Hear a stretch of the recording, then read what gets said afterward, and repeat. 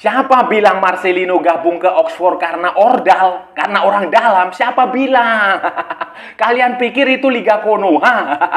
Kalau di Liga Konoha saya percaya karena pemain titipan itu udah biasa lah, udah biasa. Tetapi ini Inggris, saudara-saudara, ini Inggris. Walaupun hanya di Championship Division, tetapi sudah pasti klub-klub Inggris ini nggak mungkin beli kucing dalam karung, saudara-saudara. Nggak mungkin, pasti mereka sudah mengamati Marcelino sejak di Piala Asia.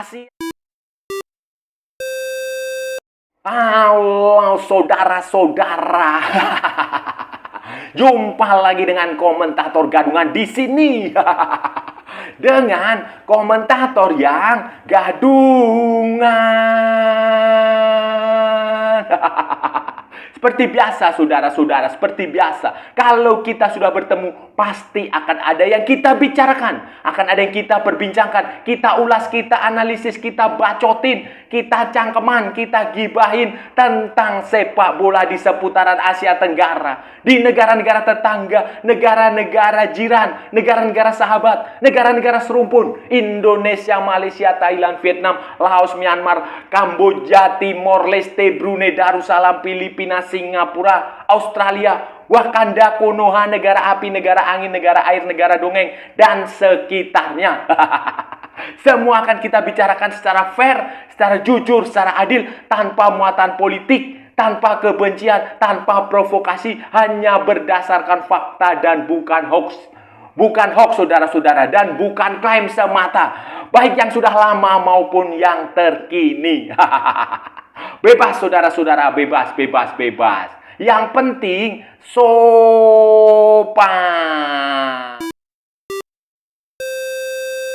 Nah, jadi begini saudara-saudara, jadi begini, hari Senin malam itu secara resmi ada pengumuman di websitenya maupun di akun media sosialnya Oxford United.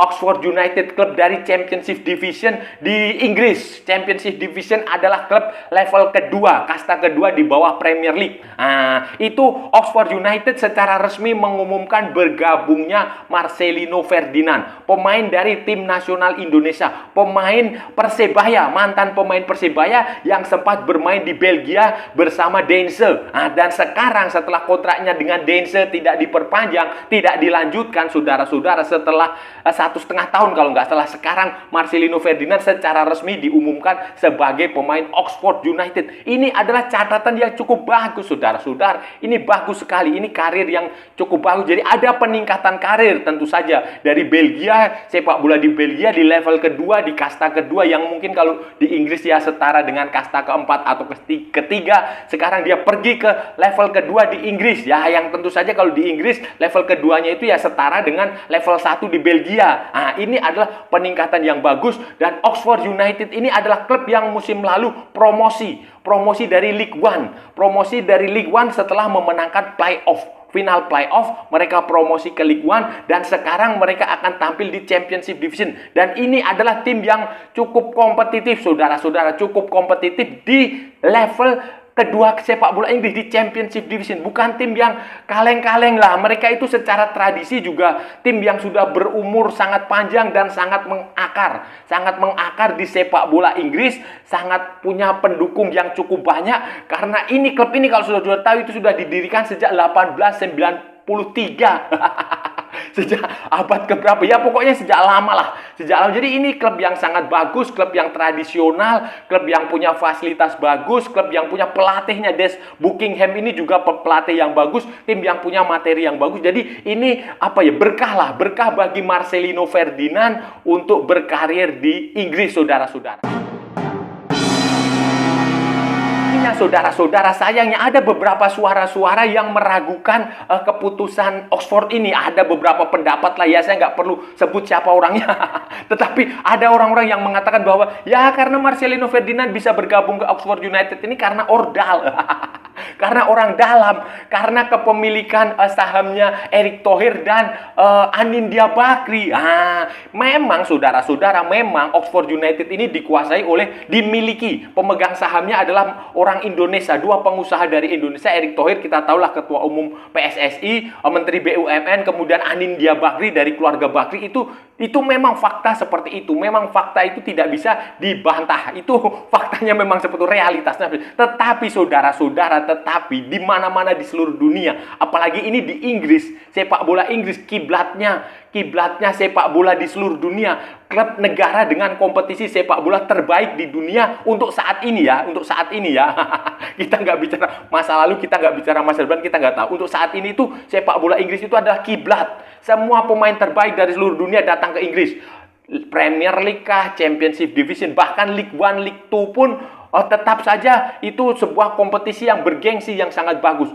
Itu saudara. Jadi konteksnya di situ. Kenapa? Di Eropa, di Inggris itu owner ya owner, pemilik ya pemilik, manajemen ya manajemen. Mereka tidak punya kewenangan, mereka tidak punya kendali untuk teknis.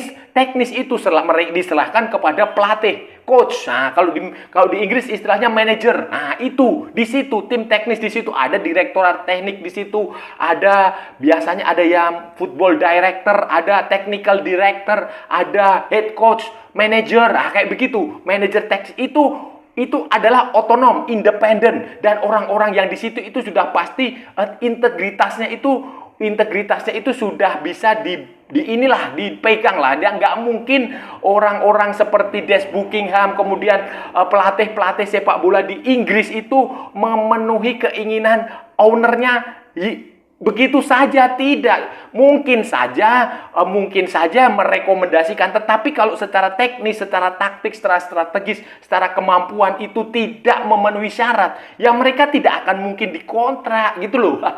Itu logika, alur berpikirnya seperti itu. Jadi jangan samakan klub-klub di Eropa sana, klub-klub di Inggris khususnya, walaupun itu di kasta kedua, kasta ketiga, itu sama dengan klub-klub di Liga Konoha yang biasa mendapatkan tekanan dari orang-orang kuat yang biasa dititipi pemain. Nah, itu kalau di Indonesia biasa. Tetapi kan jangan samakan Inggris dengan Konoha. Bukan orang dalam. Kalau bukan orang dalam, lalu apa saudara-saudara? Jadi begini saudara-saudara, berpikirlah yang jernih lah, logikanya digunakan. Begini, Marcelino Ferdinand itu kan usianya masih muda, 19 kalau nggak salah, 19 atau 20. Dan di usia yang cukup muda ini saudara-saudara, Anda lihat kurikulum vitae-nya, Anda lihat jam terbang dia di level internasional. Anda lihat saudara-saudara, Anda lihat Marcelino Ferdinand di usia yang 19 tahun ini saudara-saudara sudah bermain di tim nasional level senior. Level senior ya ini ya. Dia sudah punya 26 caps di level senior dengan 3 gol. Dan ini level seniornya pun bukan kaleng-kaleng. Bukan pertandingan-pertandingan ya hanya sekedar Piala AFF seperti kebanggaannya Bung Towel. Bukan. Ini dia main di tim nasional senior di turnamen-turnamen besar. Piala Asia. Bayangin Piala Asia, dan di Piala Asia dia mencetak gol melawan Irak. Itu saudara-saudara lihat. Kemudian di kualifikasi Piala Dunia, dia juga bertanding melawan negara-negara kuat, melawan Irak juga, melawan Vietnam, melawan Filipina.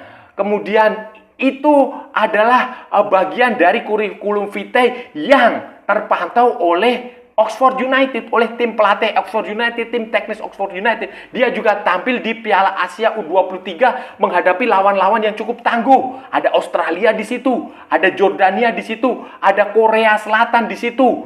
Itu adalah bagian dari penilaian yang dilakukan oleh Oxford United. Jadi secara kualitas, secara teknis ini sudah nggak perlu diragukan lah, nggak perlu dipertanyakan alasan Oxford. Jadi pemain usia 19 tahun dan bermain di tim nasional level senior, dan dia mulainya juga bukan di usia 19 baru main, tidak, dia sudah dari U17, U18 itu dia sudah main di tim nasional senior sejak tahun 2022. Bayangin, dan pemain di usia muda yang main belasan tahun seperti ini, main di tim nasional senior itu pasti spesial, pasti ada sesuatu, dan tidak semua orang mendapatkan kesempatan seperti ini saudara-saudara. Bahkan sekelas Lionel Messi pun di usia 19 tahun pun itu dia masih main di tim juniornya. Sementara ini Marcelino Ferdinand sudah main di level. Jadi ini pemain yang cukup bagus, dan menurut analisis teknis Oxford United itu layak bermain di Inggris saudara-saudara. masalah teknis, saudara-saudara. Hal kedua yang membuat Oxford United menjatuhkan pilihan kepada Marcelino Ferdinand adalah ini pemain berasal dari Asia, berasal dari Indonesia, saudara-saudara. Dan Anda harus ingat, sepak bola zaman sekarang, sepak bola modern itu tidak bisa lepas dari kepentingan bisnis.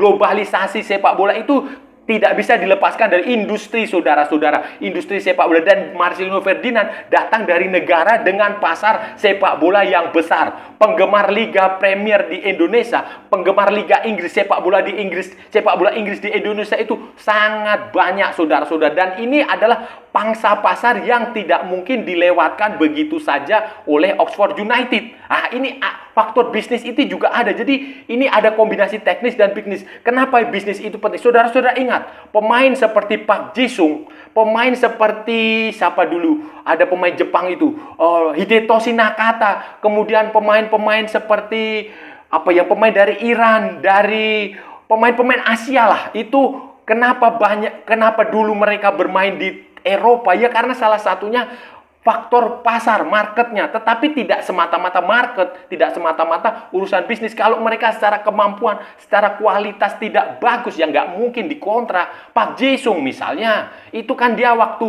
awal-awal datang itu kan juga banyak yang bilang, ini urusan pasar, ini urusan duit, ini urusan market. Tetapi kan pada akhirnya dia membuktikan sebagai salah satu pemain Korea Selatan, pemain Asia yang cukup sukses di Inggris. Begitu pula sekarang Son Heung-min. Kemudian ada itu yang pemain dari Brighton and Hove Albion, Mitoma. Itu juga sama. Semuanya itu ada kombinasi antara kemampuan teknis dan kemampuan pasar. Kalau hanya masalah pasar saja ya nggak mungkin lah, saudara-saudara. Itu sudah pasti ada kemampuan teknis, ada masalah teknis, taktik, strategi sepak bolanya, dan ada masalah bisnis. Dan ini juga dimanfaatkan Oxford benar-benar untuk mendatangkan Marcelino Ferdinand. Dan ini akan bagus sekali untuk Oxford maupun untuk karir Marcelino Ferdinand ke depan. Jadi pertanyaan berikutnya, dan ini menurut saya jauh lebih penting untuk kita diskusikan, adalah apakah nantinya Marcelino Ferdinand ini akan bisa bersaing? Itu yang jauh lebih penting untuk diperbincangkan. Kenapa? Karena begini, sepak bola Inggris ini berbeda dengan sepak bola di Konoha.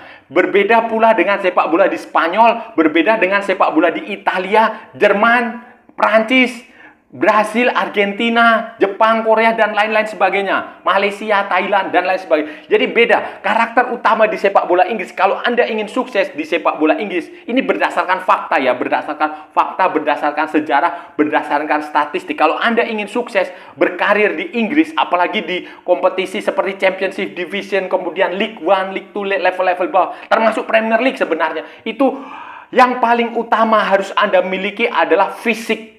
Sepak bola Inggris itu terkenal dengan fisik. Fisik, saudara-saudara, fisik itu, itu luar biasa. Pemain Inggris itu, pemain di Liga Premier, di kompetisi Inggris itu, mereka bisa berlari 90 menit tanpa henti. Itu fisiknya. Posturnya itu juga bagus, juga besar-besar. Itu fisik, utama itu fisik. Teknik itu di sepak bola Inggris itu adalah nomor 2. Berbeda cerita di Spanyol. Spanyol itu kalau sudah lihat itu kemampuan teknik itu nomor 1. Spanyol, Portugal, kemudian mana lagi ya? Brasil lah, kayak begitu. Tetapi di Inggris, khusus kasus di Inggris, sepak bola Inggris secara umum generalnya itu dari Premier League, Championship Division, League 1, League 2 itu fisik. Jadi Marcelino Ferdinand kalau mau meningkatkan kualitas, dia harus meningkatkan fisik. Weight training. Makanya kan Sintayong kalau dia melatih di tim nasional Indonesia itu awal-awal itu dan sampai sekarang itu juga selalu dia kerjakan itu adalah weight training, latihan beban supaya ototnya meningkat. Masa ototnya meningkat, kemudian posturnya bagus, fisiknya bagus, badannya kekar supaya dia bisa berduel lah. Itu yang dibutuhkan di Inggris, yang dibutuhkan pertama kali di Inggris.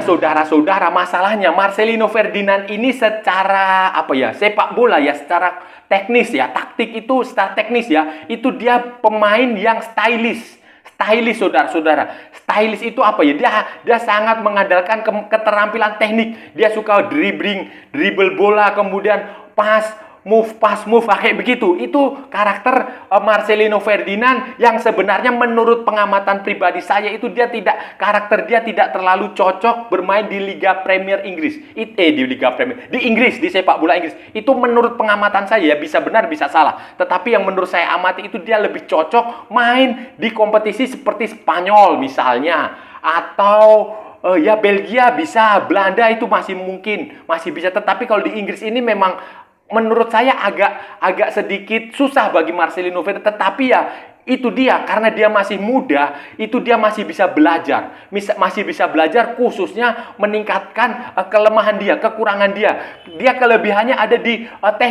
teknik itu dia oke lah, tekniknya dia bagus, tetapi secara fisik itu harus diuji lagi. Kalau dia mampu meningkatkan kemampuan fisik dia, saya yakin dia akan sukses. Cristiano Ronaldo itu saudara-saudara, ini saya kasih tahu ya, waktu dia datang ke Inggris itu juga sama. Dia itu pemain yang skillful, tekniknya bagus, dan dia punya kelemahan dalam fisik. Tetapi dalam waktu singkat, tim pelatih fisiknya Manchester United itu mampu mendidik, mampu meningkatkan latihan Cristiano Ronaldo, membuat fisik Cristiano Ronaldo CR7 itu menjadi lebih bagus, sehingga kemudian dia menjelma menjadi pemain yang hebat. Ya tentu saja kita nggak bisa membandingkan apple to apple antara Marcelino Ferdinand dengan Cristiano Ronaldo. Tetapi itu setidaknya bisa menjadi contoh bahwa kemampuan teknik itu bisa diatasi, kemampuan fisik itu bisa ditingkatkan kalau dia mau berlatih dengan bagus, berlatih dengan sungguh-sungguh. Jadi dalam waktu mungkin setengah musim terakhir, jangan berharap Marcelino Ferdinand akan langsung mendapatkan kesempatan bermain di starting lineup. Jangan berharap, bertahap khususnya meningkatkan dulu kemampuan fisik dia, kemampuan. Kalau itu dia sudah dapat, saya yakin nanti di paruh kedua di 2025 itu dia akan bisa mulai mungkin mendapat kesempatan 1, 2, 3 kali kesempatan masuk sebagai pemain pengganti, kemudian bertahap main di Piala Liga, main di Piala FA, main di macam-macam baru. Seperti itu, bertahap. Jadi nggak usah terlalu dibebani, dia akan langsung style, langsung tune in, langsung moncer. Jangan. Saudara-saudara, itu tadi pembahasan kita kali ini, saudara-saudara.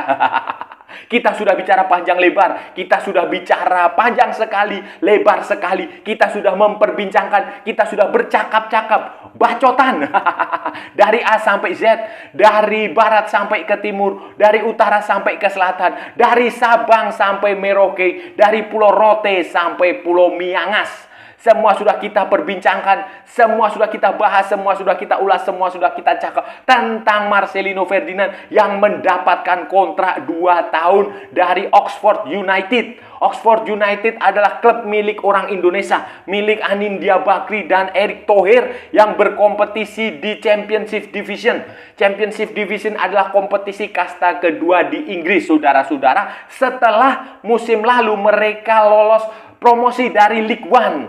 League One itu kasta ketiga, mereka memenangkan playoff, saudara-saudara, dan ini mereka promosi ke Championship Division, dan di Championship Division 2 pertandingan sudah mereka jalani, kalau nggak salah sekali menang sekali kalah. Dan sekarang Marcelino gabung sebelum jendela transfer musim panas 2024 ditutup, dan ini adalah sesuatu yang sangat bagus. Marcelino melanjutkan karir di Eropa setelah musim lalu tidak terlalu berhasil di Deinze di Belgia, di second league-nya di Belgia. Sekarang dia mencoba peruntungan di Oxford United. Dan ini saudara-saudara, kedatangan Marcelino Ferdinand ke Oxford ini bukan karena ordal, bukan karena orang dalam. Jadi kalau ada yang bilang ini karena orang dalam, ini karena channel Indonesia, ini karena pemain titipan, itu Anda salah besar, saudara-saudara. Anda jangan membayangkan klub sepak bola di Inggris itu seperti klub sepak bola di Konoha.